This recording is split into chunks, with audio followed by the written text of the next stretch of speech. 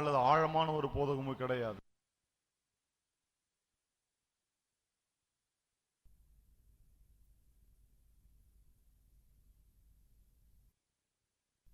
இயேசு கிறிஸ்துவை அறிந்து கொள்வது குறித்து நாம் பேசிக்கொண்டிருக்கிறோம். Knowing Jesus is a lifetime pursuit. இயேசு கிறிஸ்துவை அறிந்து கொள்வதுதான் வாழ்நாள் எல்லாம் நாம் செய்ய வேண்டிய ஒரு காரியமா இருக்கிறது. We are trying to understand certain very basic things in these Tuesday evening teachings concerning Christ. கிறிஸ்துவை குறித்த செவ்வாய்க்கிழமை மாலை போதனைகளிலே ஒரு சில அடிப்படை சத்தியங்களை நாம் புரிந்து கொள்ள முயற்சிக்கிறோம். What we are teaching here is not some great advanced deep teaching or anything like that. இங்கே நாம் போதிக்கிறது ஏதோ ரொம்ப முன்னேறிய ஒரு போதகமோ அல்லது ஆழமான ஒரு போதகமோ கிடையாது. These are things that are very basic to our understanding as Christians. இந்த போதனைகள் கிறிஸ்தவர்களாகிய நமக்கு மிக மிக அடிப்படையானவைகளாய் இருக்கிறது.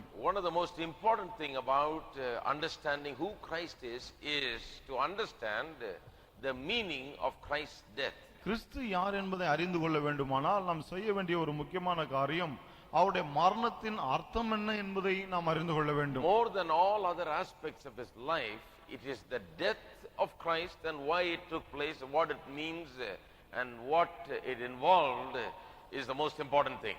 அவருடைய வாழ்க்கையில் காணப்படும் மற்ற எல்லா காரியங்களை விட அவருடைய மரணம், ஏன் அந்த மரணம் நடந்தது, அந்த மரணத்தினுடைய அர்த்தம் என்ன, இந்த காரியங்களை படிப்பதுதான் மிக மிக முக்கியமானதா இருக்கிறது. And that is why we are spending some time on this. ஆகவேதான் இதிலே நாம் நேரத்தை செலவழிக்கிறோம். Told you many wrong views are there concerning the meaning of Christ's death. கிறிஸ்துவின் மரணத்தின் அர்த்தத்தை குறித்து உள்ள பல தவறான அர்த்தங்களை நான் உங்களுக்கு கொடுத்தேன். But I told you what the right view is. ஆனால் சரியான கருத்து என்ன என்பதை நான் உங்களுக்கு சொன்னேன். The Bible view, the biblical view of the meaning of Christ's death is this. கிறிஸ்துவின் மரணத்திற்கு வேதம் கொடுக்கிற அர்த்தம் இதுதான். That Christ died for us. கிறிஸ்து நமக்காக மரித்தார். As our substitute. நம்முடைய பதிலாளாக. Taking our sin and our punishment for our sin. நம்முடைய பாவத்தையும் நம்முடைய பாவத்திற்கான தண்டனையும் அவர் சுமந்தார். And he died in that manner.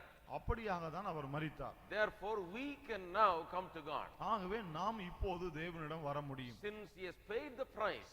அவர் அந்த கிரயத்தை செலுத்தினபடினாலே. Since he has taken the punishment. தண்டனையை அவர் ஏற்றுக்கொண்டபடினாலே. Since he has suffered God's judgment. தேவனுடைய நியாய தீர்ப்பை அவர் அனுபவித்தபடினாலே. Now we can come to God and be blessed. இப்போது நாம் தேவனிடத்தில் வந்து ஆசீர்வதிக்கப்பட முடியும். This is the basic Christian teaching. அடிப்படை கிறிஸ்தவ போதனை இதுதான். Now this is taught in so many ways in the scriptures. வேத வாக்கியங்களில் இது பல்வேறு விதமாய் போதிக்கப்படுகிறது. And one particular way in which it is taught is through the four great words, New Testament words. ஒரு குறிப்பிட்ட விதத்தில் வேதம் இதை குறித்து எப்படி போதிக்கிறது என்றால் 4 மாபெரும் புதிய ஏற்பாட்டு வார்த்தைகள் மூலமாய் போதிக்கிறது. Four words are ransom.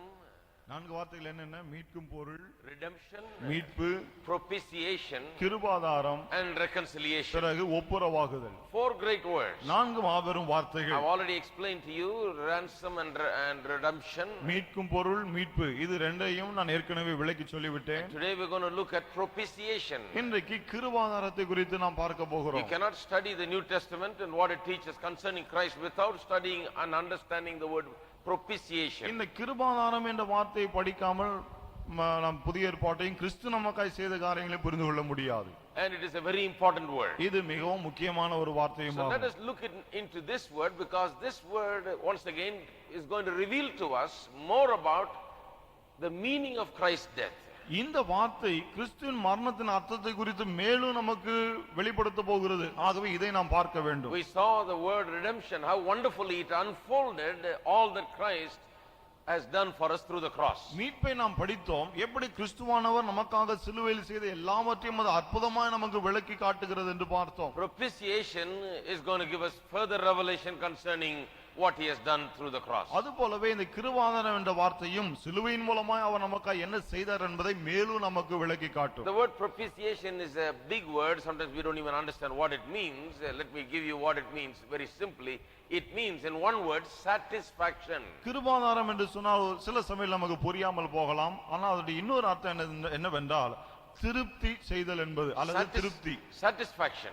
திருப்தி என்று சொல்லலாம். In what way satisfaction? எந்த விதத்திலே திருப்தி? What kind of satisfaction? என்ன விதமான திருப்தி? Satisfy who? யாரை திருப்தி செய்வது? Satisfy what? என்னத்தை திருப்தி செய்வது? You see, you need to understand that. பாருங்கள், அதை புரிந்து கொள்ள வேண்டும். It refers to a satisfaction of God. தேவனை திருப்தி செய்வதை அது குறிக்கிறது. In what way do we satisfy God? Through propitiation. கிருபாதாரம் மூலமாக எந்த விதத்திலே தேவன் திருப்தி செய்யப்படுகிறார்? You see, the Bible teaches that God demands, as a righteous God and a holy God, he demands punishment upon sin. பாருங்கள், வேதம் என்ன கூறுகிறது? தேவன் நீதி உள்ளவர், பரிசுத்தம் உள்ளவர், ஆகவே பாவம் தண்டிக்கப்பட வேண்டும் என்று அவர் கூறுகிறார். God demands justice to be done for the sinner.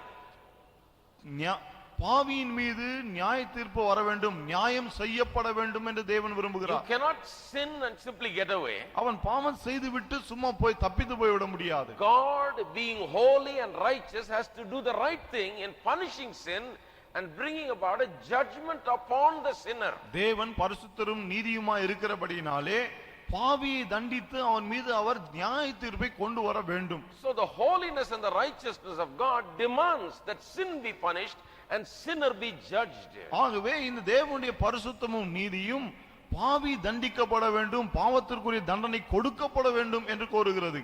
And satisfaction simply means that just and righteous requirement of God about punishment and judgment upon the sinner is now satisfied by the death of Christ. திருப்தி செய்தல் என்றால் என்ன? தேவனுடைய நீதியும் பரிசுத்தமும் பாவியும் பாவமும் தண்டிக்கப்பட வேண்டும் என்று கோருகிறதே, அது கிறிஸ்துவின் மரணத்தின் மூலமாய் திருப்தி செய்யப்பட்டு விட்டது என்று சொல்லுகிறது. Unless this basic requirement of God is met, God cannot look upon the sinner. தேவனுடைய இந்த அடிப்படை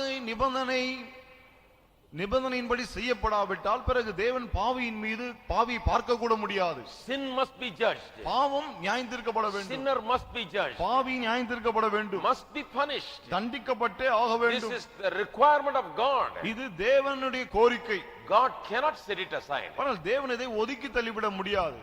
God says, then he's got to do it. தேவன் சொன்னால் அதை செய்துதான் ஆக வேண்டும். And how it is done? அது எப்படி How செய்யப்படுகிறது? is God satisfied that sin has been punished and the sinner has been judged? பாவி தண்டிக்கப்பட்டு விட்டான், பாவமும் தண்டிக்கப்பட்டு விட்டது என்று எப்படி தேவனை திருப்தி செய்வது?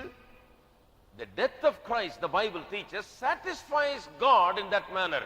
That sinner and the sin has been judged in and through the person of Jesus Christ as our substitute. பாவியும் பாவமும் இயேசு கிறிஸ்துவின் மூலமா இயேசு கிறிஸ்துவுக்குள்ளே அவர் நம்முடைய பதிலாளா இருக்கிறபடியினாலே அவர் மூலம் தண்டிக்கப்பட்டு விட்டது என்று அது தேவனை திருப்தி The செய்கிறது. Bible teaches that Jesus took our place. வேதம் போதிக்கிறது இயேசு நம்முடைய ஸ்தானத்தை எடுத்துக்கொண்டார் என்று. Died for our sins. நம்முடைய பாவங்களுக்காக மரித்தார். And therefore the judgment of God and the punishment of God was upon Jesus for my sake. ஆகவே என் நிமித்தமாக தேவனுடைய நியாய தீர்ப்பும் தேவனுடைய தண்டனையும் இயேசுவின் மீது வந்தது. The scourging and the death that Jesus went through on the cross of Calvary is for my sins. இயேசு பட்ட அடிகளும் கல்வாரி சிலுவையிலே அவருடைய மரணமும் என்னுடைய பாவங்கள் நிமித்தம் ஏற்பட்டது. And that satisfies God. இது தேவனை திருப்தி செய்கிறது. The death of Jesus Christ satisfies God and tells him that his just and righteous law has been met. இயேசுவின் மரணம் தேவனை திருப்தி செய்கிறது. அந்த மரணம் என்ன சொல்லுகிறது?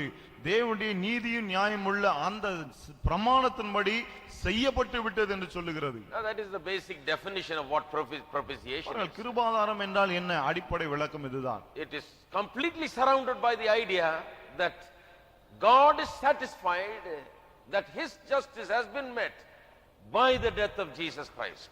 கிருபாதாரம் என்றால் என்ன? இயேசு கிறிஸ்துவினுடைய மரணத்தின் மூலமாய் தேவன் திருப்தி செய்யப்பட்டு விட்டார். அவருடைய நீதியான கோரிக்கை நிறைவேற்றப்பட்டது. That's all it means. அவ்வளவுதான் அதனுடைய அர்த்தம். This is the basic teaching of the New Testament. புதிய ஏற்பாட்டினுடைய அடிப்படை போதனையே இதுதான். Let's turn to Romans chapter 3. திருப்போம் ரோமர் 3ஆம் அதிகாரத்துக்கு. Let me give you the 3 verses in the New Testament that carries this word propitiation as it is.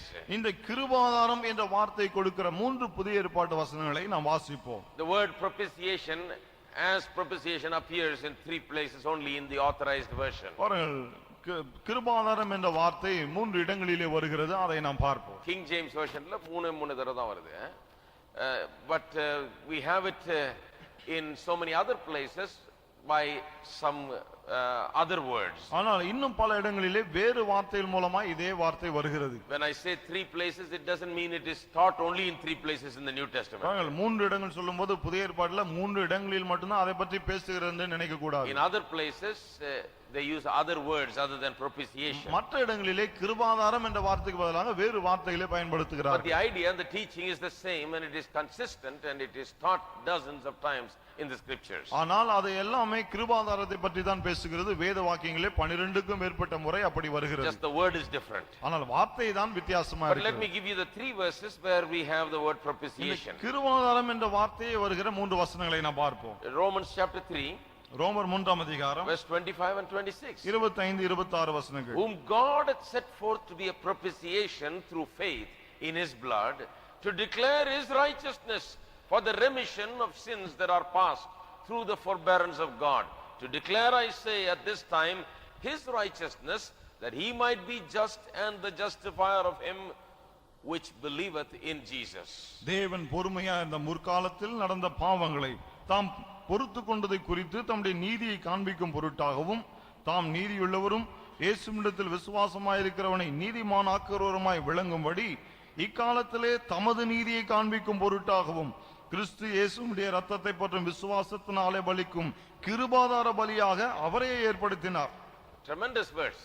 பாருங்க, அவ்வளவு அர்த்தம் நிறைந்த வார்த்தைகள். You know, as soon as you read it, you may not understand it. இதை வாசித்த உடனே ஒருவேளை புரியாமல் இருக்கலாம். It's simply talking about people who have lived in the past. பாருங்கள், இந்த வசனம் கடந்த காலத்தில் வாழ்ந்த மக்களை குறித்து பேசுகிறது. You know, from before the time that Paul was talking about there. Pavul இந்த இடத்துல பேசுகிறாரு, இந்த காலத்துக்கு முந்தின காலத்தில் வாழ்ந்தவர்கள். Talking about people who have lived in the past without Christ. அதாவது கடந்த காலத்திலே கிறிஸ்து இல்லாமல் வாழ்ந்தவர்களை குறித்து பேசுகிறார். All their sins and all their trespasses. அவருடைய அக்கிரமங்கள், அவருடைய மீறுதல்கள், அதை பற்றி எல்லாம் பேசுகிறார். You know, God has been patient with it. தேவன் அவரிடத்தில் ரொம்ப பொறுமையா இருந்தார். You know, the forbearance of God is something wonderful. பாருங்கள், தேவனுடைய இந்த பொறுமை இருக்கிறதே அது அற்புதமான ஒன்று. But that doesn't mean that he just patiently bears it all and just puts up with it. பொறுமையா இருக்குன்னு சொன்னா எல்லாத்தையும் சகித்து கொண்டு அப்படியே விட்டு விடுகிறார் என்று கிடையாது. With regard to sin, God cannot just be patient with it and then go about it. He has to punish sin. பாருங்கள், பாவம் என்று வரும்போது தேவன் அப்படியே பொறுமையா இருந்துட்டு அப்படியே போயிடுவார் என்று கிடையாது. அவர் பாவத்தை தண்டித்தே ஆக வேண்டும். He doesn't patiently forbear sins. அவர் பாவத்தை ரொம்ப பொறுமையோடு அப்படியே சகித்துக் கொள்வதில்லை. He has to punish sins. அவர் பாவங்களை தண்டித்தே ஆக வேண்டும். Where did he punish the sins of the Old Testament saints? பழைய ஏற்பாட்டு பரிசுத்தவான்களுடைய பாவங்களை அவர் எங்கே தண்டித்தார்? This is a tremendous verse that says இந்த வசனம் என்ன சொல்லுகிறது?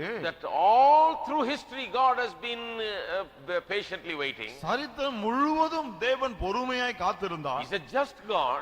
அவர் நீதியுள்ள தேவன். He's a righteous God. அவர் நீதி நியாயமுள்ள தேவன். He hates sin. அவர் பாவத்தை He வெறுக்கிறார். has declared his judgment and punishment upon sin. பாவத்தின் மீது தன்னுடைய தண்டனையை நியாய தீர்ப்பை அவர் அறிவித்து விட்டார். And because he has declared it, he has to carry it out. அவர் அறிவித்தபடியினாலே அதை நிறைவேற்றி ஆக வேண்டும். He is just. Our நீதிபரர். That's what it says. இந்த வசனம் அதை தான் He is சொல்லுகிறது. righteous and he is just. அவர் நீதி உள்ளவர், நியாயம் உள்ளவர். So how did he do it? ஆக எப்படி அதை செய்தார்? When did he take care of those sins? அந்த பாவங்களை எல்லாம் எப்பொழுது அவர் சரி கட்டினார்? When did he punish those sins? எப்பொழுது அந்த பாவங்களை தண்டித்தார்? When did he judge those sins as he has said? எப்போது அவர் தாம் சொன்னபடியே அந்த பாவங்களை நியாயம் தீர்த்தார்? Paul says, பவுல் சொல்லுகிறார், through Jesus Christ on the cross of Calvary. Kalvari சிலுவையிலே இயேசு கிறிஸ்துவின் மூலமாய் அப்படி செய்தார். God had set him forth to be a propitiation through faith in his blood. இயேசு கிறிஸ்துவினுடைய இரத்தத்தை பற்றும் விசுவாசத்தினாலே பலிக்கும் கிருபாதார பலியாக தேவன் இயேசுவை ஏற்படுத்தினார் என்று The சொல்கிறார். death of Jesus on the cross is a declaration of God's righteousness, he says. இயேசுவின் சிலுவை மரணம் தேவனுடைய நீதியை அறிவிக்கிற ஒன்றா இருக்கிறது என்று சொல்லுகிறார். In what way does the cross declare God's righteousness? எந்த விதத்திலே சிலுவை தேவனுடைய நீதியை அறிவிக்கிறது? In what way does it show that God is righteous and God is just? எந்த விதத்திலே தேவன் நீதிபரர் நியாயமுள்ளவர் என்று அது அறிவிக்கிறது? Because on the cross you see the word of God carried out. ஏனென்றால் சிலுவையிலே தான் தேவனுடைய வார்த்தை நிறைவேறுவதை நாம் பார்க்கிறோம். That the soul that sins shall die. பாவம் செய்கிற ஆத்துமா சாகும். The wages of sin is death. பாவத்தின் சம்பளம் மரணம். That is carried out to the letter there on the cross of Calvary. எழுத்தின்படியே Kalvari சிலுவையிலே இது அப்படியே நிறைவேறிற்று. That's why it's a tremendous verse. ஆகவேதான் இது அவ்வளவு அர்த்தம் நிறைந்த வார்த்தையா இருக்கிறது. God cannot go without punishing sin. தேவன் பாவத்தை தண்டியாமல் இருக்கவே முடியாது. His justice and righteous requirements must be met and be satisfied. அவருடைய நீதியான நியாயமான கோரிக்கை நிச்சயமாய் நிறைவேற்றப்பட வேண்டும். What brought the satisfaction? இந்த திருப்தியை கொண்டு வந்தது என்ன?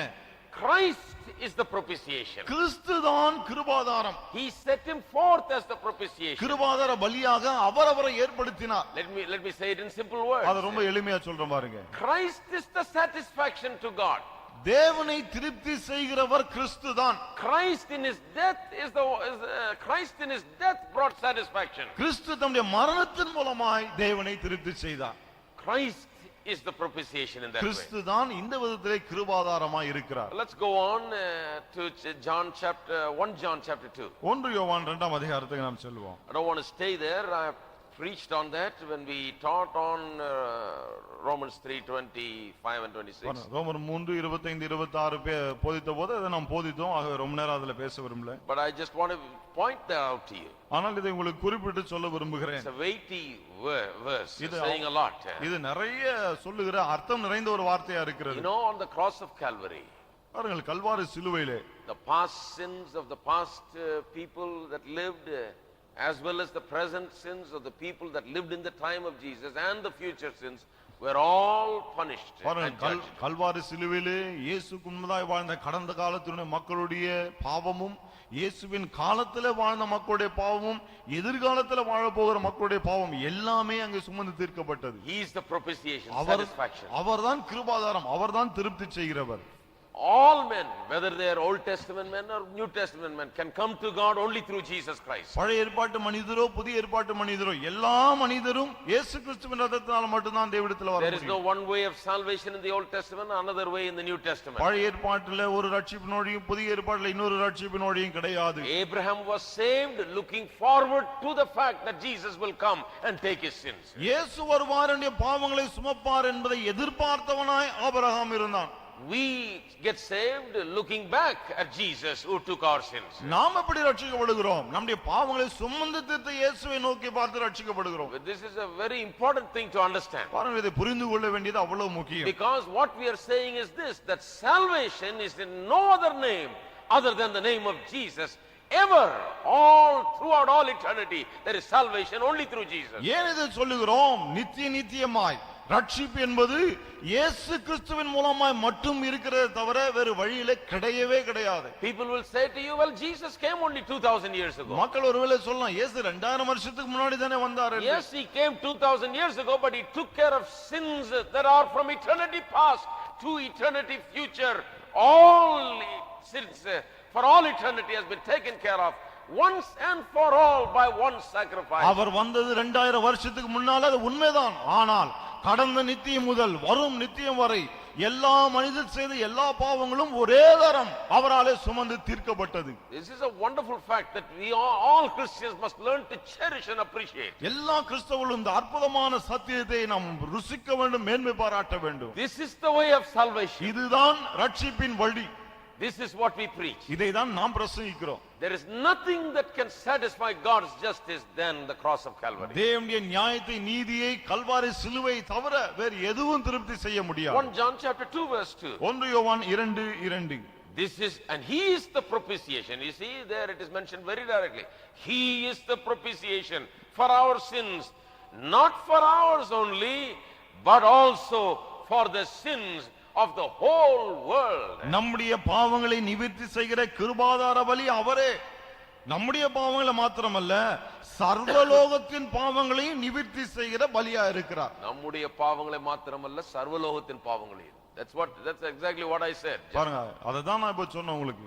Not just our sin. நம்முடைய பாவங்களை மாத்திரமல்ல, Not just since last 2000 years. ஏதோ கடந்த 2000 வருஷமா செய்த பாவங்களை மட்டுமல்ல, The sins of the whole world for all time. சர்வலோகத்தின் பாவங்கள் சரித்திரம் துவங்கி.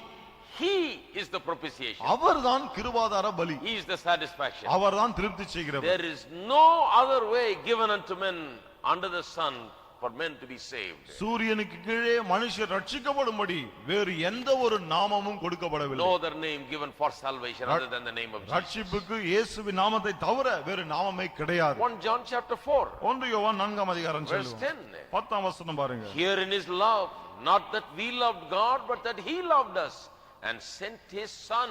For what?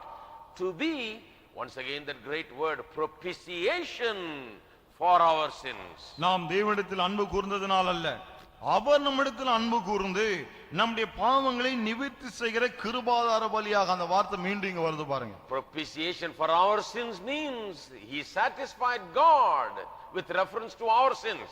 நம்முடைய பாவங்களை நிவர்த்தி செய்கிற கிருபாதார பலி என்று சொன்னால் நம்முடைய பாவங்களை குறித்து அவர் தேவனை திருப்தி செய்து விட்டார் என்று அர்த்தம். In what way? எந்த விதத்தில் He திருப்தி assured செய்தார்? God that our sins have been punished and judged already in him. He took it. தமக்குள்ளே நம்முடைய பாவங்கள் எல்லாம் ஏற்கனவே தண்டிக்கப்பட்டு விட்டது, நான் அதை சுமந்து தீர்த்து விட்டேன் என்று அவர் தேவனுக்கு I காண்பித்தார். have died for them. I have suffered. நான் அவளுக்காய் பாடுபட்டேன், நான் அவளுக்காய் மரித்தேன், It's taken care of. நான் அதெல்லாம் பரிகரித்து விட்டேன்.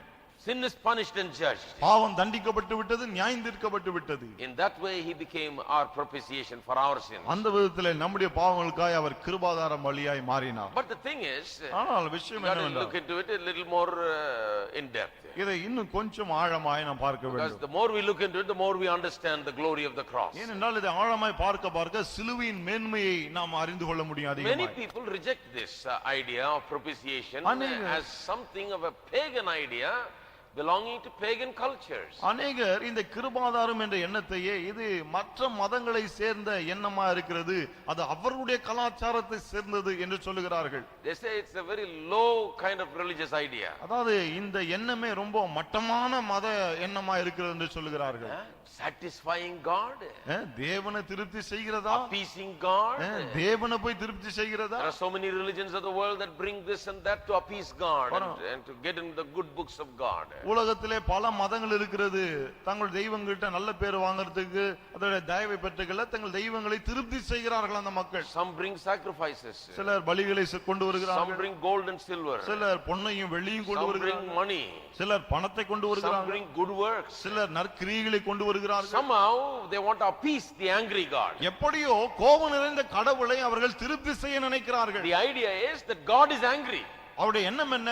கடவுள் கோபமா இருக்கிறார், and so I got to go to him and appease him. ஆகவே நான் அவரிடத்துல போய் எப்படியாவது அவரை திருப்தி செய்ய வேண்டும். And how can I appease him? All kinds of religions teach us so many different ways. இதை எப்படி செய்வது? இதை தான் பல்வேறு மதங்கள் பல்வேறு விதமாய் போதிக்கிறது. And when we teach propitiation, there are Christians who object to it, saying, see, this is like that idea. நாம் கிருபாதாரத்தை போதிக்கும் போது சில கிறிஸ்தவர்கள் இதை ஆட்சேபிக்கிறார்கள், இந்த எண்ணம் அவருடைய மத எண்ணத்தை போல இருக்கிறதே என்று. In other words, you are saying that our God is just like any other God. அதான் என்ன சொல்லுகிறார்கள்? நம்முடைய தெய்வம் கூட மற்ற எல்லா தெய்வங்களை போல என்றுதானே நீங்களும் He is சொல்லுகிறீர்கள். angry, அவர் கோபமா he is இருக்கிறார், mad at us. அவர் நம்ம பார்த்து பயங்கர கோபமா இருக்கிறார். Somehow we got to figure out a way to appease him and satisfy him.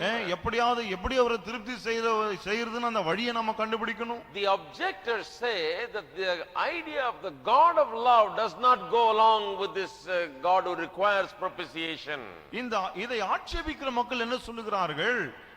கிருபாதாரம் வேண்டும் என்று சொல்லுகிற அந்த தேவன் அன்புள்ளவரா இருக்கிறார் என்று சொல்லுகிறதே, இது ரெண்டு ஒத்து போக மாட்டேன் என்கிறது என்று They சொல்லுகிறார்கள். say our God is a God of love. என்ன சொல்லுகிறார்கள்? நம்முடைய தேவன் அன்புள்ள தேவன், He is not like other gods. அவர் மற்ற தெய்வங்களை போல அல்ல, He is not angry. அவர் கோபமா இல்லை, Our God is a God of love. நம்முடைய தேவன் அன்பின் தேவனா இருக்கிறார். Therefore you don't have to satisfy him in any way. ஆகவே அவரை எந்த விதத்தில் நாம் திருப்தி செய்ய வேண்டியதில்லை. You just come to him and say, Lord, I'm sorry, I did this and I regret it and I feel sorry about it, I won't do it again, and God will say, all right. நீங்கள் அவரிடத்துல வந்து, ஆண்டவரே நான் தப்பு செய்து விட்டேன், என்னை மன்னித்து விடு, நான் மனம் வருந்துகிறேன், என்னை மன்னித்து விடு என்று சொன்னால் தேவன் சரி மன்னிக்கிறேன் விட்டுருவார் அப்படின்றாங்க. You see, but I have explained to you, even before a few months ago I explained to you, பாருங்கள், ஒரு சில மாதங்களுக்கு முன்பதாகவே நான் உங்களுக்கு விளக்கி சொல்லி இருக்கிறேன்.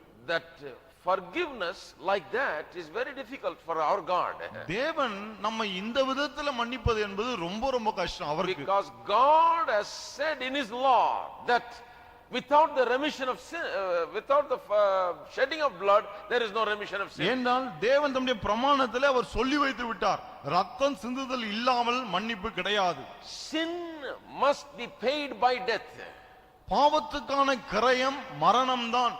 God's holy and righteous law demands death. தேவனுடைய நீதியும் பரிசுத்தமான பிரமாணம் மரணத்தை கோருகிறது. Now this is the thing that people are not able to understand. பாருங்கள், மக்களாலே இந்த காரியத்தை தான் புரிந்து கொள்ள They are முடியவில்லை. unable to understand the idea of the wrath of God. தேவனுடைய கோபாக்கினை என்ற அந்த கருத்தை புரிந்து கொள்ள முடியவில்லை. That God would have wrath. தேவன் கோபப்படுகிறார் என்பதை. But let me explain to you the Christian doctrine of the wrath of God. ஆனால் தேவனுடைய கோபாக்கினை குறித்த கிறிஸ்தவ உபதேசத்தை நான் உங்களுக்கு விளக்கி சொல்லட்டும். You see, do we mean to say that our God is just a God of love and he has no wrath? நம்முடைய தேவன் வெறும் அன்பின் தேவன் தான், அவர் கோபப்படவே மாட்டார் என்ற அர்த்தத்திலே நாம் சொல்லுகிறோம். The Bible says in the book of Hebrews, எபிரேயர்ல வேதம் சொல்லுகிறது, we have all known that the Bible says that our God is a God of love. பாருங்க, நம்ம எல்லாருக்கும் தெரியும் வேதம் சொல்லுகிறது நம்முடைய தேவன் அன்பா இருக்கிறார் என்று. God is love. தேவன் அன்பா இருக்கிறார் என்று யோவான் சொல்லுகிறார். God is love. தேவன் அன்பா இருக்கிறார். But have you read in Hebrews that it says that our God is also a consuming fire? ஆனால் நம்முடைய தேவன் பட்சிக்கிற அக்கினியாக இருக்கிறார் என்று எபிரேயர் சொல்லுகிறதை வாசித்திருக்கிறீர்களா? Now many people swing one way or the other. அநேகர் ஏதாவது ஒரு பக்கம் சாஞ்சிடுறாங்க அப்படியே. Some say God is love and stay there. ஒரு சில தேவன் அன்பா இருக்கிறார் என்று அங்கே நின்னுறாங்க. Reject the idea of the wrath of God. தேவனுடைய கோபாக்கினை என்னும் எண்ணத்தை புறக்கணிக்கிறார்கள். Some hang to the side of the wrath of God and stay there and reject the idea of the love of God. ஒரு சில தேவனுடைய கோபாக்கினை அதை மட்டுமே பிடித்துக்கொண்டு தேவன் அன்பா இருக்கிறார் என்பதை நிராகரிக்கிறார்கள். They just preach an angry and mad God. கோபம் நிறைந்த ஒரு தேவனை தான் அவர்கள் பிரசங்கிக்கிறார்கள். They just always talk about just the wrath of God, never the love of God. எப்போது பார்த்தாலும் தேவனுடைய அன்பை பற்றி பேசாமல் வெறும் கோபாக்கினை பற்றியே பேசுவார்கள். I heard about an American preacher who went to church one day and found not too many people there. ஒரு அமெரிக்க பிரசங்கரை குறித்து நான் கேள்விப்பட்டேன். ஒரு நாள் ஒரு சபைக்கு போனாங்க, நிறைய ஆட்கள் வரவே இல்லையா. So he got very mad. அவருக்கு பயங்கர கோபம் வந்து விட்டது. He knew what the people were doing at home. மக்கள் வீட்ல என்ன செய்கிறார்கள் என்பது அவருக்கு தெரியும். It was cold season, you see, and they have fireplaces and they sit next to it and kind of warm themselves and enjoy a warm evening around the fireplace. குளிர்காலமா இருந்தபடினால வீட்டின் மூலை ஒரு இடத்திலே கொஞ்சம் நெருப்பு மூட்டி அது பக்கத்துல உட்கார்ந்துட்டு எல்லாம் அப்படி குளிர் காஞ்சிட்டு இருக்காங்க. Instead of coming out. வெளியே வரதுக்கு பதிலா உள்ளே இருக்காங்க. So he said, all right, you guys learn to burn because you're all going to hell. That's what you're going to burn there in hell. So you better learn now to burn. என்ன சொன்னாரு அவரு? எல்லாம் நரகத்துக்கு தான் போக போறீங்க, அங்க போய் எரிய போறீங்க, ஆகவே இங்கே எரிஞ்சி கத்துங்க அப்படினாரு. Stay by the fire. நெருப்புக்கு பக்கத்திலேயே இருங்க. Stay close to the fire because you're going to be in it soon. நெருப்புக்கு பக்கத்துல இருங்க, ஏன்னா ரொம்ப சீக்கிரத்துல உள்ள போக போறீங்க நீங்க. The man was mad, you see. அவ்வளவு கோபம் பாருங்க அவருக்கு. But we are preaching what is called the good news. ஆனா நாமோ நற்செய்தி அதை பிரசங்கிக்கிறோம். We don't preach the good news mad, we preach it glad. நற்செய்தியை கோபத்தோடு நாம் பிரசங்கிப்பதில்லை, சந்தோஷத்தோடு பிரசங்கிக்கிறோம். Wonderful news. இது அற்புதமான செய்தி. But how can we merge the idea of the wrath of God in this good news? இந்த நற்செய்தியிலே தேவனுடைய கோபாக்கினை என்னும் எண்ணத்தை எப்படி கொண்டு வந்து சேர்ப்பது? Is the wrath of God there? தேவனுடைய கோபாக்கினை என்பது இருக்கிறதா? The Bible says that God has wrath. பாருங்கள், வேதம் சொல்லுகிறது தேவன் கோபப்படுகிறார். The Bible also says that he is love. அது மட்டுமல்ல, தேவன் அன்பா இருக்கிறார் என்றும் வேதம் கூறுகிறது. In the Old Testament particularly, the doctrine of the wrath of God is so clearly stated there that it is mentioned in one way or the other 580 times. பாருங்கள், பழைய ஏற்பாட்டிலே தேவனுடைய கோபாக்கினை என்பது அவ்வளவு தெள்ளந்தெளிவா இருக்கிறது. ஏதாவது ஒரு விதத்திலே தேவனுடைய கோபாக்கினை 580 முறை பழைய ஏற்பாட்டிலே வெளிப்படுத்தப்பட்டிருக்கிறது. You can't just brush aside all these 580 references to the wrath of God. தேவனுடைய கோபாக்கினை குறித்து சொல்லுகிற 580 வசனங்களை சும்மா அப்படியே நாம தள்ளிட முடியாது. It's everywhere.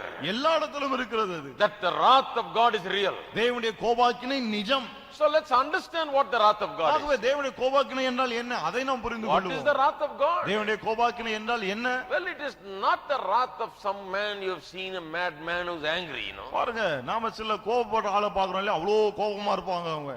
Some wives are afraid of the husband because you have to catch him at the right mood. He may be angry, he may throw stuff at you. சில மனைவிமார் எப்ப எந்த சமயத்துல கணவன்கிட்ட பேசலாம் பிடிக்கலாம்னு பார்த்துட்டு இருப்பாங்க. ஏன்னு சொன்னா அவர் அவ்வளவு கோபப்படுவார், ஏதாவது தூக்கி அடிப்பார். He's a madman. அவ்வளவு பயங்கர கோபக்காரன், அவ்வளவு கோபம் வரும் அவருக்கு. And we all know bosses and people that are above us, that are so boisterous and angry. that we are afraid to go before them. அது மட்டுமல்ல, நமக்கு முதலாளிகள் அல்லது நமக்கு மேல இருக்கிற அதிகாரிகள் அவங்க எல்லாம் ரொம்ப கோபக்காரா இருப்பாங்க, கிட்ட போகவே பயப்படுவோம் நாம. You may not have done anything, but his wife might have done something. He may come angry to the office and kick you. நீங்க ஒண்ணும் தப்பு செஞ்சிருக்க மாட்டீங்க, ஆனா அவருடைய மனைவி வீட்ல தப்பு பண்ணிருப்பாங்க, ஆபீஸ்ல வந்து உங்களை திட்டிட்டு இருப்பாங்க. Have you ever seen men kick dogs because they can't kick their wife, they kick the dog? மனைவி எட்டி உதைக்க முடியாதபடினால நாய்களை எட்டி உதைக்கிற ஆட்களை பார்த்திருக்கீங்களா They நீங்க? kick the dog and cat and anything that comes in it, get lost. ஊருக்குள்ள எது வந்தாலும் சரி, நாயோ பூனை எல்லாத்தையும் எட்டி உதைப்பாங்க. So to such people we just stand away and say, oh, he's angry. ஆக அப்படிப்பட்ட ஆட்களை பார்த்தோம்னா ஐயோ கோவமா இருக்காருன்னு ஒதுங்கிடுவோம் Is நாம. he all right now? Can I go see him? இப்போ எப்படி இருக்காருங்க, போய் பார்க்கலாமா அவரை? Is he in a good mood? நல்ல மூட்ல இருக்காரா? Is he well disposed so that I can go and talk to him? மூடு எப்படி இருக்குங்க, போய் பேச முடியுமா அவர்கிட்ட? Now, a lot of people think of God like that. பாருங்க, நிறைய பேர் தேவனையும் இப்படிதான் Is எண்ணிக்கொள்கிறார்கள். God like that? தேவன் அப்படி Is இருக்கிறாரா? he simply standing there and kicking dogs and cats? Our in சும்மா heaven? அங்க நின்னுட்டு நாய்களையும் பூனை எட்டி உதைத்து கொண்டு Or இருக்கிறாரா? kicking angels in heaven? அல்லது பரலோகத்திலே தூதர்களை உதைத்து கொண்டு இருக்கிறாரா? Because he's mad at what the devil has done? ஏன்னா பிசாசு செஞ்சிட்ட கண்டு அவருக்கு அவ்வளவு கோபமா Because இருக்கா? he's mad at what Adam and Eve have done? ஆதாமும் ஏவாளும் செய்த காரியங்களை கண்டு அவர் கோபமா? Mad at what you and I have done? நீங்கள் நானும் செய்ததை கண்டு கோபமா இருக்கு? Is he mad and sitting there and is in a bad mood and behaving like that? ஆண்டவர் என்ன அவ்வளவு கோபத்துல பேட் மூட்ல அங்க உட்கார்ந்துட்டு இந்த மாதிரி எல்லாம் பண்ணிட்டு இருக்காரா? You will never read about God like that. தேவனை குறித்து ஒரு காலம் நீங்கள் இப்படி வாசிக்கவே முடியாது. Human beings behave like that. மனிதர்கள் தான் இப்படி நடந்து கொள்கிறார்கள்.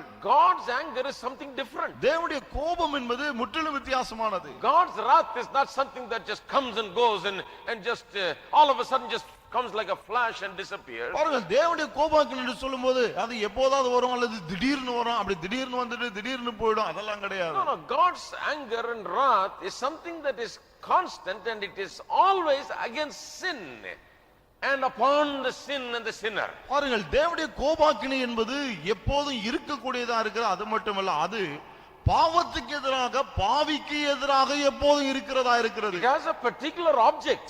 பாருங்க, அது ஒரு குறிப்பிட்ட காரியத்தின் மீது கோபமா இருக்கிறது. It is not just the mood of the time, it is a constant attitude. ஏதோ அந்த நேரத்துக்கு ஏத்த மாதிரி அந்த மூடுக்கு ஏத்த மாதிரி கிடையாது, அவருடைய எண்ணமே எப்போதும் அப்படிதான் இருக்கிறது. He hates sin in the morning and sin at night. He hates it whenever sin is. காலை ஆனாலும் சரி மாலை ஆனாலும் சரி பாவத்தை அவர் எப்போதும் வெறுக்கிறார். He hates it when you sin or I sin. நீங்கள் பாவம் செய்தாலும் வெறுக்கிறார், நான் செய்தாலும் வெறுக்கிறார். It doesn't matter. அதெல்லாம் அவருக்கு He பொருட்டல்ல. hates it today, he will always hate it every day. அவர் பாவத்தை இன்று வெறுக்கிறார், என்றென்றைக்கும் வெறுப்பார். You know, it's not that today he says all right, you know, I'll put up with it, and tomorrow he hates it, and angry with it. இன்னைக்கு சரி நான் கொஞ்சம் பொறுமையா இருக்குன்னு சொல்லிட்டு நாளைக்கு அவர் கோபப்பட போவதில்லை. No, he's always he always hates sin. பாருங்கள், அவர் எப்போதும் பாவத்தை வெறுக்கிறார்.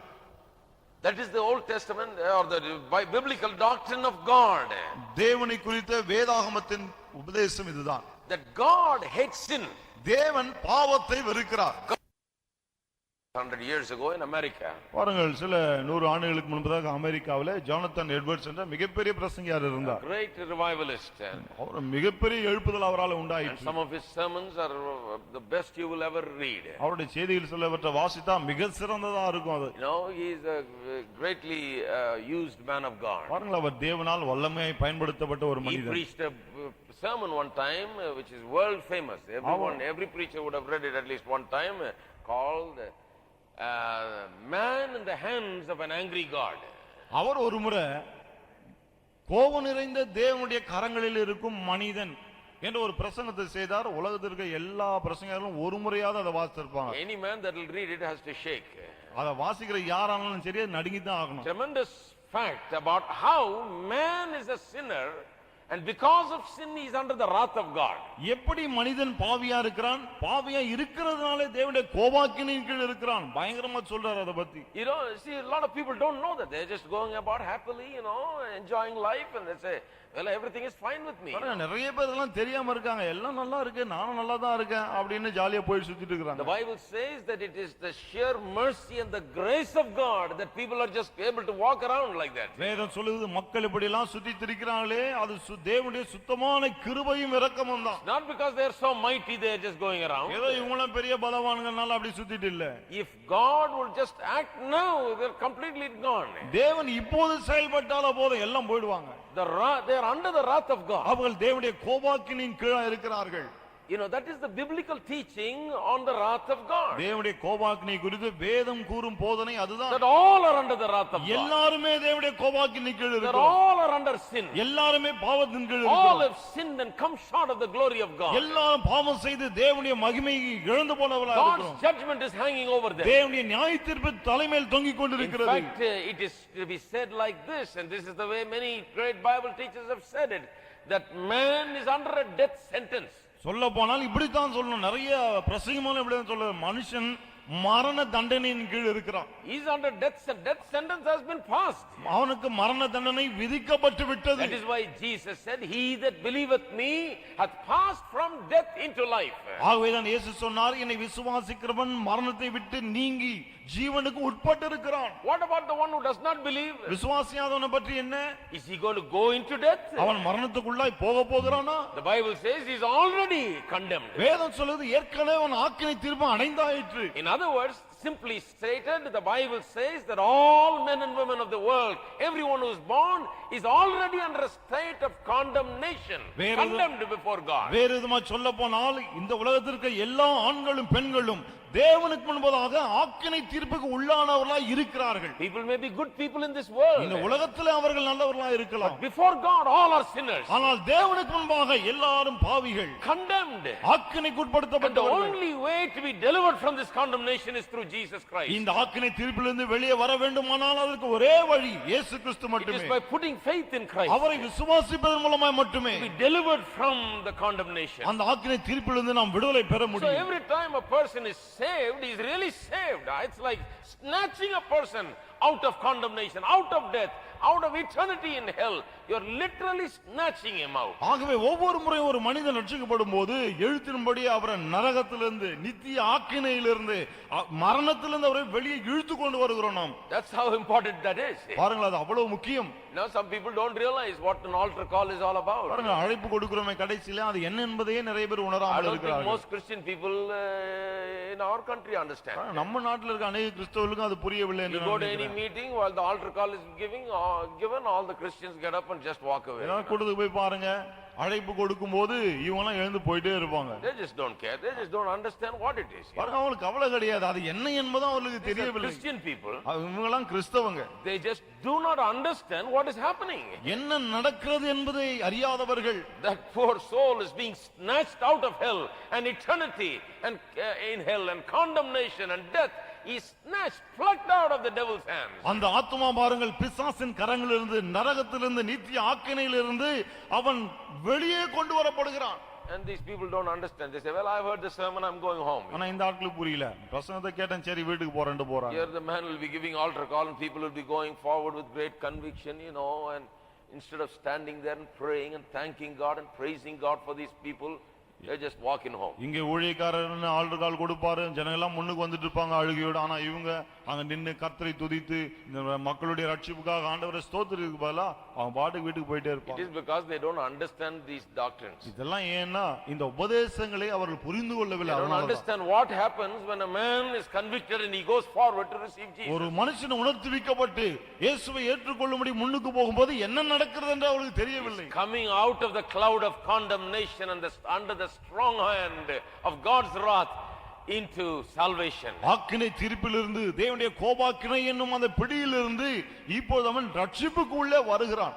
And what happened on the cross is, சிலுவையில் என்ன நடந்தது? you know what happened? என்ன நடந்தது தெரியுமா? All that wrath and anger that God has towards sin and us as sinners, God poured it on Jesus. கோப பாவத்தின் மீதும் பாவிகளாகிய நம் மீதும் தேவன் கொண்டிருந்த ஆக்கினை தீர்ப்பு அனைத்தும், அவருடைய கோபம் அனைத்தும் இயேசுவின் மீது ஊற்றப்பட்டது. That's the good news, my friend. அதுதான் நற்செய்தி நண்பர்களே. Are you there? இருக்கீங்களா? It has been poured out upon Jesus. அது இயேசுவின் மீது ஊற்றப்பட்டு விட்டது. That is why Jesus cried out saying, my God, why hast thou forsaken me? ஆகவேதான் இயேசு கதறினார், என் தேவனே ஏன் என்னை கைவிட்டீர் என்று. Because he was suffering for our sins. ஏனென்றால் நம்முடைய பாவங்கள் நிமித்தம் அவர் பாடுபட்டார். He was taking that death that belongs to us நமக்கு சொந்தமான மரணத்தை அவர் அனுபவித்தார் அங்கே on the cross of Calvary. Kalvari சிலுவையிலே. All the wrath of God has been poured out on him. தேவனுடைய கோபாக்கினை அனைத்தும் அவர் மீது அங்கு ஊற்றப்பட்டது. Now God has made a perfect salvation available. பாருங்க, இப்போ தேவன் பரிபூரணமான ஒரு ரட்சிப்பை நமக்கு உண்டாக்கி வைத்திருக்கிறார். God says, all right, I recognize him as your substitute. தேவன் சொல்றார், இப்போ சரி, உன்னுடைய பதிலாளாக நான் அவரை அங்கீகரிக்கிறேன், And I punish him. நான் அவரை He தண்டிக்கிறேன், dies our மரிக்கிறார், so that you can come. நீ வரும்படியாக. How do you come? நீ எப்படி வருவது? You put your faith that he took it for you, took your sins. He took your death. And be thankful for it, and believing in him you come to God. அவருடைய பாவங்களை சுமந்தார், அவருடைய மரணத்தை மரித்தார் என்று விசுவாசித்து நன்றியுள்ளவனாய் அவர் மூலமாய் என்னிடம் வா என்று சொல்லுகிறார். That is all salvation is. ரட்சிப்பு என்று சொன்னால் அவ்வளவுதான். If you don't want to come, நீங்கள் வர விரும்பாவிட்டால், then the wrath of God that is there, that has fallen upon Christ, does not cover you. பிறகு கிறிஸ்துவின் மீது விழுந்த தேவனுடைய கோபாக்கினை It does not cover you in the end. அது உங்களுக்கு சொந்தமாகாது. You cannot appropriate it. நீங்கள் அதை உங்களுக்கு சொந்தம் பாராட்ட முடியாது. You cannot say that my sins are also included there. அதிலே என்னுடைய பாவங்களும் அடங்கி இருக்கிறது என்று நீங்கள் சொல்லவே முடியாது. When you don't receive Jesus, இயேசுவை நீங்கள் ஏற்றுக்கொள்ளாமல் at இருக்கும்போது the end what happens? முடிவில் என்ன நடக்கிறது? Hell is this. நரகம் இதுதான் பாருங்க. What is hell? நரகம் என்றால் என்ன? It is the wrath of God, அது தேவனுடைய கோபாக்கினை. expressed in so many ways. Expressed in so பல்வேறு many ways. விதங்களிலே அது சொல்லப்படுகிறது. Hell is the place where men and women experience the wrath of God. மக்கள் தேவனுடைய கோபாக்கினை அனுபவிக்கிற இடம்தான் நரகம். There the wrath of God, because you have not received the fact that the wrath of God was poured out upon Jesus, the wrath of God will now have to be poured out upon you. தேவனுடைய கோபாக்கினை இயேசு கிறிஸ்துவின் மீது ஊற்றப்பட்டது என்ற சத்தியத்தை நீங்கள் ஏற்றுக்கொள்ளாதபடினாலே நரகத்தில் அந்த கோபாக்கினை உங்கள் மீது If ஊற்றப்படுகிறது. you do not accept Christ as your substitute and say, he is my substitute, he took my wrath, கிறிஸ்து என்னுடைய பதிலாளாக என்னுடைய கோபாக்கினையை சுமந்தார் என்பதை நீங்கள் ஏற்றுக்கொள்ளாவிட்டால், then you will have to take your own wrath. பிறகு அந்த கோபாக்கினை உங்கள் கோபாக்கினை நீங்கள் தான் சுமக்க வேண்டும். Sin has wrath. பாவத்தின் மீது கோபாக்கினை இருக்கிறது. Sin must be judged. பாவம் நியாயம் தீர்க்கப்பட வேண்டும். Jesus was judged for our sins. இயேசு நம்முடைய பாவங்களுக்கு நியாயம் If you தீர்க்கப்பட்டார். don't believe and accept it, then you have to be judged for your own sins. நீங்கள் அதை விசுவாசித்து ஏற்றுக்கொள்ளாவிட்டால் பிறகு உங்கள் பாவங்களுக்காக நீங்கள் தான் நியாயம் தீர்க்கப்பட வேண்டும். This is the Christian doctrine of salvation. இதுதான் கிறிஸ்தவ ரட்சிப்பின் உபதேசமா This இருக்கிறது. is what happens when a man rejects Christ. ஒரு மனிதன் கிறிஸ்துவை நிராகரிக்கும் போது இதுதான் When he நடக்கிறது. accepts Christ as his substitute. கிறிஸ்துவை ஏற்றுக்கொள்ளும் போது கிறிஸ்துவினுடைய பதிலாள் என்று அவன் When ஏற்றுக்கொள்கிறான். he does not accept Christ, he has no substitute. Therefore, he himself personally has to accept the responsibility for his own sins. கிறிஸ்துவை ஏற்றுக்கொள்ளாது இருக்கும் போது அவன் தனிப்பட்ட முறையிலே அவனே அந்த தண்டனை ஏற்றுக்கொள்கிறேன் அந்த பொறுப்பை ஏற்றுக்கொள்ள வேண்டும். Now you understand more clearly how Jesus is our propitiation. இப்போ தெளிவா புரிகிறது அல்லவா எப்படி இயேசு நம்முடைய கிருபாதாரமாய் இருக்கிறார் He என்று. satisfies God to the full. அவர் தேவனை முழு அளவுக்கு திருப்தி செய்கிறார். That our sins have been taken care of and punished இப்போ appropriately. நம்முடைய பாவங்கள் நீக்கப்பட்டு விட்டது, ஏற்ற விதத்தில் அது தண்டிக்கப்பட்டு விட்டது. But the Bible doctrine of propitiation is different from what these people call the pagan doctrine. பாருங்க, இந்த உலக புறஜாதிகளுடைய கிருபாதாரம் என்று நம்முடைய கிறிஸ்துவ என்று அழைக்கிறார்களே, அது வித்தியாசமானது. வேதம் கூறுகிற கிருபாதாரம் அது வித்தியாசமானது. The other doctrine, as I told you, is about appeasing God. பாருங்க, மற்ற மார்க்கங்கள் மதங்களின் உபதேசம் என்ன சொல்லுது, நான் சொன்னது போல தங்கள் தெய்வங்களை திருப்தி செய்ய நினைக்கிறது. But here the concept is slightly different. ஆனால் இங்க அந்த மூல எண்ணமே கொஞ்சம் வித்தியாசமா இருக்கிறது. You see, they are talking about a vengeful God who has to be appeased. அவர்கள் பழி வாங்குகிற ஒரு தெய்வத்தை பற்றி பேசுகிறார்கள். பழி வாங்குகிற அந்த தெய்வத்தை அவர்கள் திருப்தி செய்ய வேண்டும். Their God is saying, you done this, I'm going to take your hand off. அவங்க தெய்வம் என்ன சொல்லுகிறது, இதை செஞ்சிட்டியா நீ உன் கையை வாங்க போறான் I'll அப்படின்னு. see what I can do for you. உனக்கு என்ன பண்ணலாம் நான் So for பாக்குறேன். a vengeful God, you have to do something. அப்ப இப்படி பழி வாங்குற எண்ணம் கொண்ட தெய்வத்துக்கு எதையாங்களும் செய்யணும். But here, ஆனால் இங்கு we are not dealing with a vengeful God who wants to kind of get back and retaliate. பாருங்க, நமக்கு பதிலடி கொடுக்க விரும்புகிற பழி வாங்கி எண்ணமுடைய ஒரு தேவனிடத்தில் போக We வேண்டியதில்லை. are talking about a different kind of God, a just and a righteous and a holy God. நாம் வித்தியாசமான ஒரு தேவனை குறித்து பேசுகிறோம். இவன் நீதிபரர், நியாயம் உள்ளவர், பரிசுத்தம் உள்ளவர். He's not just wanting to just punish you because you have done something against him. ஏதோ நீங்க அவருக்கு ஏதோ எதிராக ஏதோ தப்பு செஞ்சிட்டீங்க ஆகவே உங்களை தண்டிக்க வேண்டும் என்று விரும்புவதில்லை. It's not that he is upset and he wants to get back at you. ஏதோ அவருக்கு பயங்கர கோபம் ஆகவே உங்களுக்கு பதிலடி கொடுக்க விரும்புறான்னு கிடையாது. No. கிடையாது. He is holy and righteous. அவர் நீதியும் பரிசுத்தமும் உள்ளவர். He cannot put up with sin. அவர் பாவத்தை பொறுத்துக்கொள்ள முடியாது. Therefore he doesn't have anything personally against you. He loves you in fact. பாருங்க, தனிப்பட்ட முறையில் உங்களுக்கு எதிராக அவரிடத்தில் ஒன்றும் கிடையாது. சொல்ல போனால் அவர் உங்களை நேசிக்கிறார். He loves you. அவர் உங்களை நேசிக்கிறார். So you are dealing with a God who loves you. ஆகவே நீங்கள் உங்களை நேசிக்கிற ஒரு தேவனோடு கூட இடைபடுகிறீர்கள். But not only that he loves you, but he is a righteous God. அவர் உங்களை நேசிப்பது மட்டுமல்ல, அவர் நீதியுள்ள தேவனாகவும் இருக்கிறார். He has got to be just and justified. பாருங்கள், அவர் நீதி உள்ளவராகவும் இருக்க வேண்டும், நீதிமான் ஆக்குகிறவராயும் இருக்க வேண்டும். He has to be just to punish sins. He has to be the justifier to redeem you. அவர் நீதி உள்ளவராய் பாவத்தை தண்டிக்கிறவராய் இருக்க வேண்டும், அதே சமயத்திலே உங்களை மீட்டெடுக்க நீதிபரராகவும் இருக்க வேண்டும். Those are the two things he has done. பாருங்க, அந்த ரெண்டு காரியங்களை தான் அவர் செய்திருக்கிறார். So we are dealing with a different kind of God. ஆகவே வித்தியாசமான ஒரு தேவனை குறித்து நாம் பார்த்து Not a கொண்டிருக்கிறோம். vengeful God, but a righteous, holy God. பழிவாங்க எண்ணம் கொண்ட தேவன் அல்ல, நீதியும் நியாயம் உள்ள தேவன். Second difference is இரண்டாவது வித்தியாசம் என்னவென்றால், that such a God, while on the one hand demands complete satisfaction of his righteousness, இப்படிப்பட்ட தேவன் ஒரு பக்கத்திலே தம்முடைய நீதி முழுவதுமாய் நிறைவேற்றப்பட வேண்டும் என்று அவர் விரும்புகிறார். he says, yes, soul that sins must die. என்ன சொல்கிறார்? பாவம் செய்கிற ஆத்துமா சாகவே வேண்டும். I will not put up with it. நான் அதை சகித்துக் கொள்ள மாட்டேன். I will not turn my head away. என்னுடைய தலையை திருப்பிக் கொள்ள I மாட்டேன். will not be just patient. நான் பொறுமையா அப்படியே இருந்துட மாட்டேன். It has to be punished. அது தண்டிக்கப்பட்டே ஆக வேண்டும். Soul that sins must die. பாவம் செய்கிற ஆத்துமா மரிக்க வேண்டும்.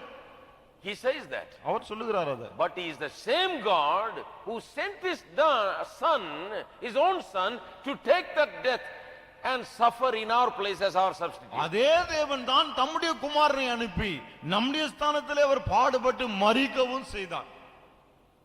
We are talking about different now. நாம் வித்தியாசமான தேவனை பற்றி பேசுறோம் பாருங்க. Their God has to be appeased. அவருடைய தெய்வத்தை நாம் திருப்தி செய்ய வேண்டும். Their God provides no substitute. அவருடைய தெய்வம் பதிலாக யாரையும் அனுப்புவதில்லை. Their God has not sent his son. அவருடைய தெய்வம் அந்த தன்னுடைய குமாரனை அனுப்பவில்லை. Our God is one who loves us. He has sent his son knowing that we need a substitute. நம்முடைய தேவனோ நமக்கு ஒரு பதிலால் தேவை என்பதை அறிந்தவராய் தம்முடைய குமாரனையே அனுப்பினார். So that we don't have to take it, his substitute, his own son can take it. இப்போது நாம் அதை சுமக்க தேவையில்லை, நம்முடைய பதிலாளாகிய தேவனுடைய சொந்த குமாரனே அதை எடுத்துக்கொள்கிறார். So it is not that crude doctrine that is taught in other religions. It is this wonderful doctrine of God's wonderful grace and love. ஆகவே மற்ற மதங்கள் போதிக்கிறது போல அவ்வளவு கொடூரமான ஒரு உபதேசங்கள் கடவுள் அல்ல, உபதேசம் அல்ல, தேவனுடைய அற்புதமான கிருபை அன்பை வெளிப்படுத்துகிற ஒரு தேவனை நாம் பார்க்கிறோம். Here you see the love of God. இங்கே தேவனுடைய அன்பை நாம் பார்க்கிறோம். The requirement is very high. Soul that sins must die. பாருங்க, தேவனுடைய நிபந்தனை ரொம்ப ரொம்ப பெரியது. பாவம் செய்கிற ஆத்துமா சாகவே வேண்டும். His wrath is so great upon sin. பாவத்தின் மீது அவருடைய கோபாக்கினை அவ்வளவு பெரிதா இருக்கிறது. You say, oh, how can God be like that? நீங்கள் கேட்கலாம், எப்படி தேவன் எப்படி இருக்க How முடியும்? can he be so angry at sin? எப்படி பாவத்தின் மீது அவ்வளவு கோபமா இருக்க முடியும்? How can he want to kill the sinner? எப்படி அவர் பாவியை சாகடிக்க விரும்பலாம்? Then you turn around and see his love. பிறகு திரும்பி பார்த்தால் அவருடைய அன்பை நாம் பார்க்கலாம். What does he do? அவர் என்ன செய்கிறார்? He says, I want to give my son for you. அவர் சொல்லுகிறார், உனக்காக என் குமாரனை நான் கொடுக்க Yes, விரும்புகிறேன். I am angry at sin. ஆம், நான் பாவத்தின் மீது கோபமா இருக்கிறது உண்மைதான். Yes, I want to punish sin. பாவத்தை நான் தண்டிக்க விரும்புவது The உண்மைதான். judgment is death. நியாய தீர்ப்பு மரணம்தான். But ஆனால் because I am God of love, நான் அன்புள்ள தேவனா I am இருக்கிறபடினால going to send my son to take it all on himself. என்னுடைய குமாரனை அனுப்ப போகிறேன், அவர் தம் மீது எல்லாவற்றையும் சுமந்து கொள்ளுவார். Amen. Amen. Are you there? இருக்கீங்களா? What a wonderful thing. என்ன ஒரு அற்புதமான காரியம் That பாருங்க. is why, that sinner's prayer is so popular, that we read in Luke chapter 8 verse 13. ஆகவே தான் லூக்கா 8:13 அந்த பாவியின் ஜெபத்தை குறித்து நான் வாசிக்கிறோமே, அது அவ்வளவு What did பிரபலமானதா that இருக்கு. publican pray standing in the temple? அந்த ஜெபாலயத்தில் நின்று கொண்டு அந்த ஆயக்காரர் என்ன ஜெபித்தான்? He said, Lord, be merciful to me, a sinner. அவன் சொன்ன, ஆண்டவரே பாவியாக என் மேல் கிருபையாயிரும். Many Bible teachers have said that it must be read as God be propitiated to me, a sinner. God be propitiated to me, a sinner. How do you translate it in Tamil? That's the difficulty. He's actually saying, God, you be my propitiation. என்னதான் அவன் ஜெபிக்கிற, ஆண்டவரே நீரே திருப்தி செய்கிறவராக இரும். May my sins be propitiated through your Savior. உம்முடைய இரட்சகர் மூலமாக என்னுடைய பாவங்கள் எல்லாம் திருப்தி செய்யப்படட்டும். Have mercy on me on that basis. இது அதன் அடிப்படையிலே என் மீது கிருபையாயிரும். Not just seeking God's mercy. ஏதோ சும்மா தேவனுடைய இரக்கத்தை அவன் நாடவில்லை. God's mercy is sought on the basis of propitiation, that God's justice is satisfied, that his sins are punished and his sins are judged. தேவனுடைய நியாயம் நிறைவேற்றப்பட்டது, அவனுடைய பாவங்கள் தண்டிக்கப்பட்டு விட்டது. தேவனுடைய கிருபாதாரத்தின் அடிப்படையிலே அவன் தேவனுடைய இரக்கத்தை கோருகிறான். That is the way he seeks mercy. அப்படிதான் அவன் இரக்கத்தை தேடுகிறான். It's not, oh God, have mercy on me. ஏதோ ஆண்டவரே என் மேல் கிருபையாயிரும் சும்மா சொல்லல. Let me say it like this now, it's coming right now. பாருங்க, இப்ப சரியா வருது, இப்ப சொல்றேன் பாருங்க. Tamil is a little difficult. தமிழ்ல கொஞ்சம் கஷ்டமா இருக்கு. He's not saying, oh God, have mercy. ஆண்டவரே என் மேல் கிருபையாயிரும் அவன் சொல்லல. That's the wrong prayer. அது தப்பான ஜெபம். He says, oh God, have mercy on me because Jesus took my sins. He satisfies your righteous and holy law. And he took your judgment. Now be mercy on me. தேவனே, இயேசுவானவர் என்னுடைய பாவங்களை சுமந்தார். உம்முடைய நீதியான நியாயமான கோரிக்கைகளை அவர் நிறைவேற்றினார். ஆகவே அதன் அடிப்படையிலே என் மேல் கிருபையாயிரும் என்று அவன் கேட்கிறான். On the basis of that, now be merciful to me. அதன் அடிப்படையிலே இப்போது என் மேல் கிருபையாயிரும். That's the real sinner's prayer. அதுதான் உண்மையான பாவியினுடைய ஜெபம். This is what we ask people to pray. இதைதான் மக்களிடத்தில் நாம் ஜெபிக்க சொல்லுகிறோம். This is what is involved in that prayer. அந்த ஜெபத்துல இதுதான் அடங்கி இருக்கிறது. இது மந்திரம் மாதிரி இல்ல, ஏதோ வந்து சொல்லி கிடையாது. This is what is involved. பாருங்க, இதுதான் அதுல இருக்கு, இந்த விஷயம் தான். We are saying he took it. என்ன சொல்லுகிறோம்? அவர் அதை சுமந்தார். He took the judgment of God. அவர் தேவனுடைய நியாய தீர்ப்பை Do you சுமந்தார். believe it? நீங்கள் அதை விசுவாசிக்கிறீர்களா? If you believe it, அதை விசுவாசித்தால் then come to God seeking God's mercy on the basis of பிறகு that. அதன் அடிப்படையிலே தேவனுடைய இரக்கத்தை நாடி தேவனிடம் வாருங்கள் என்று நாம் சொல்லுகிறோம். This is the biblical teaching. இதுதான் வேதத்தினுடைய போதனை. The whole idea of propitiation is about this.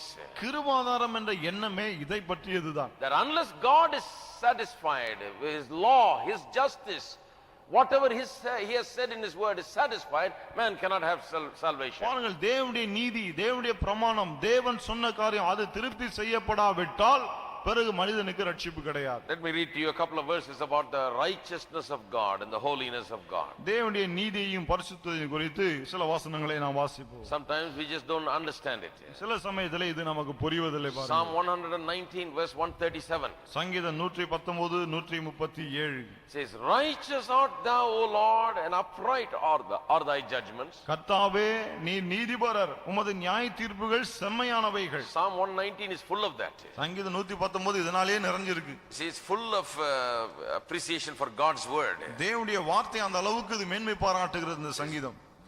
Righteous art thou, O Lord, கர்த்தாவே, நீ நீதிபரர், and upright are thy judgments. உமது நியாய தீர்ப்புகள் செம்மையானவைகள். What is his judgment upon sin?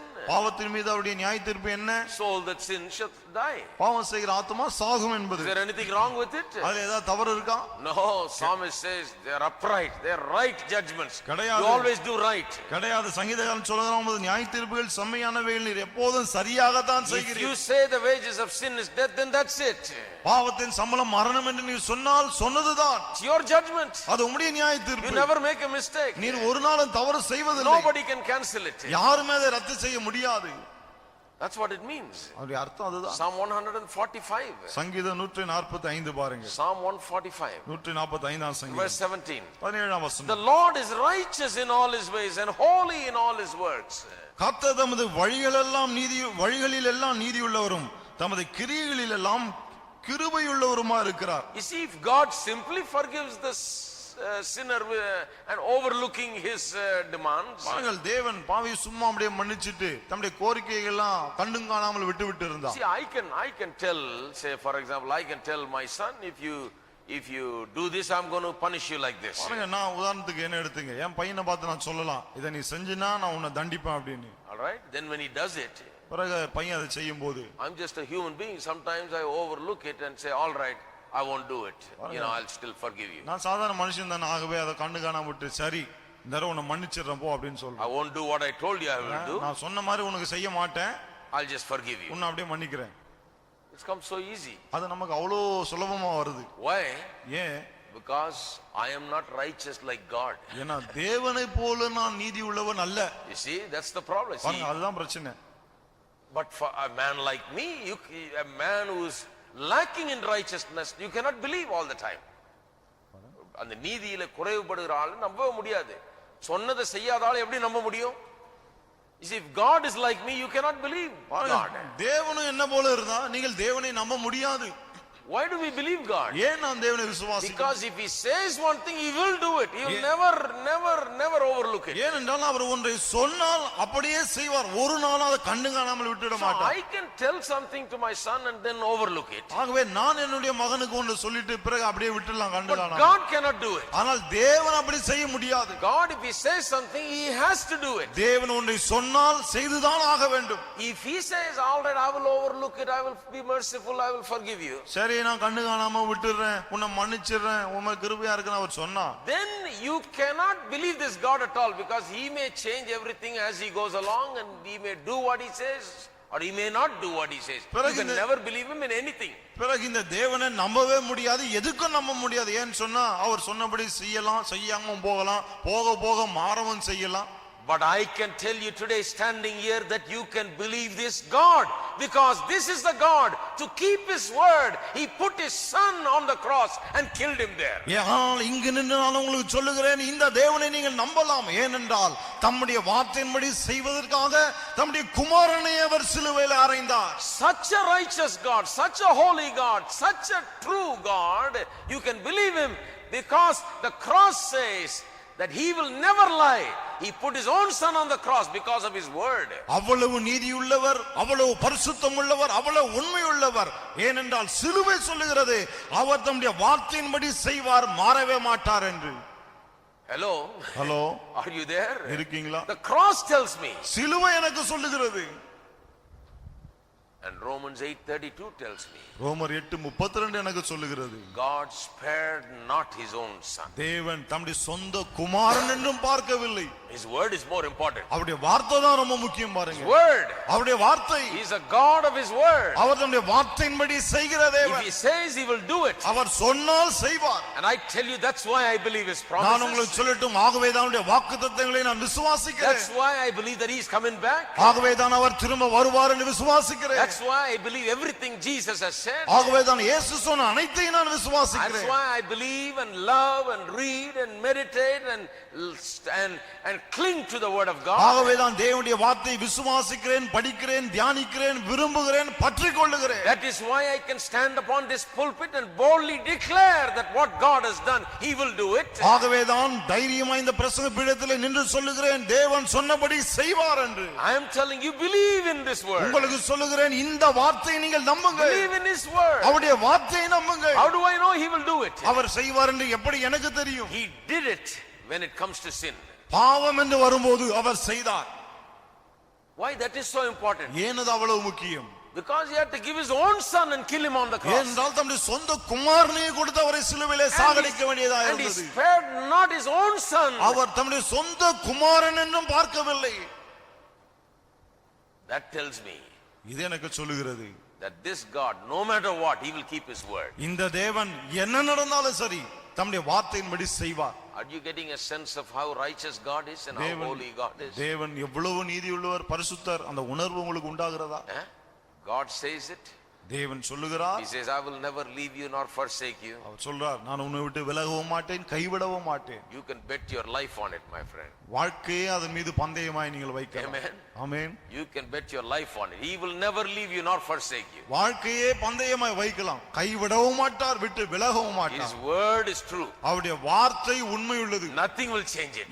எதுவும் அதை மாற்றாது. That is why Jesus said, heaven and earth shall pass away, but my word shall not pass ஆகவே away. தான் இயேசு சொன்னார், சொன்னார், வானமும் பூமியும் ஒழிந்து போகும், என் வார்த்தையில் ஒரு நாளும் ஒழியாது. Not even a jot, not even a dot will pass away. ஒரு எழுத்தாகிலும் எழுத்தின் உறுப்பாகிலும் ஒழியாது என்று சொன்னார். Nothing.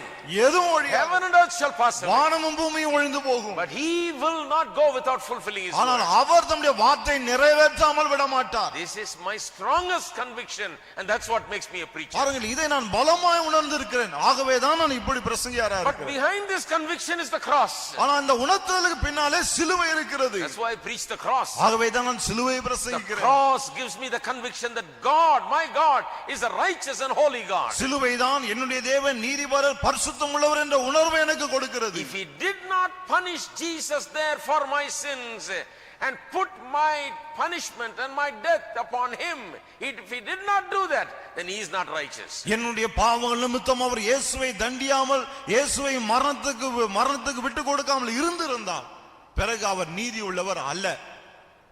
Cannot believe him. அவரை நம்பவே முடியாது. Are you there? இருக்கீங்களா? It's all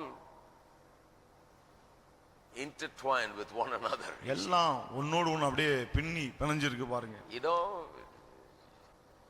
unless you understand these basic doctrines, there will not be deep faith. இந்த அடிப்படை உபதேசங்களை நீங்கள் புரிந்து கொள்ளாவிட்டால் பிறகு ஆழமான விசுவாசம் இருக்காது. You know, sometimes preachers say, how can I get a deep faith, strong faith? விசுவாச பிரசங்கர்கள் சொல்றாங்க, எப்படி ஆழமான விசுவாசம், ஒரு பலமான விசுவாசத்தை From the பெறுவது. word, you see. வசனத்துல தான் You பாருங்க. got to know these things இந்த காரியங்களை நீங்கள் அறிந்து கொள்ள வேண்டும். and appreciate these things. இந்த காரியங்களை மேன்மை பாராட்ட Look வேண்டும். upon the cross with wonder and adornment.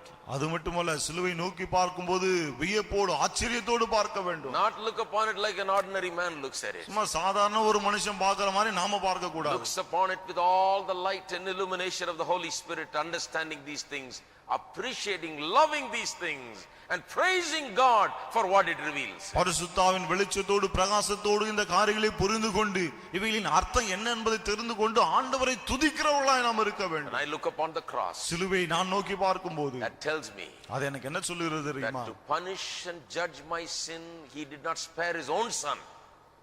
என்னுடைய பாவங்களை தண்டிப்பதற்காக, நியாயம் தீர்ப்பதற்காக அவர் தம்முடைய சொந்த குமாரனையும் விட்டு வைக்கவில்லை. குமாரன் என்று கூட பார்க்கல. He judged it. அவர் நியாயம் தீர்த்தார். Because he said he will judge it. அவர் சொன்னதனாலே அதை அப்படி செய்தார். Because he said the wages of sin is death, he did it. பாவத்தின் சம்பளம் மரணம் என்று அவர் சொன்னதனாலே அப்படி செய்தார். That tells me that he will do whatever he says. இது எனக்கு என்ன சொல்லுகிறது? அவர் என்ன சொன்னாலும் அதை அப்படியே செய்வார். Amen. Amen. That's the cross to me. அதுதான் எனக்கு சிலுவை காட்டுகிற காரியம். Whatever he says, he will do it. அவர் என்ன சொன்னாலும் செய்வார். Do you believe that? அதை நீங்கள் விசுவாசிக்கிறீர்களா? Will he do everything he says? அவர் தாம் சொல்லுகிற எல்லாவற்றையும் செய்வாரா?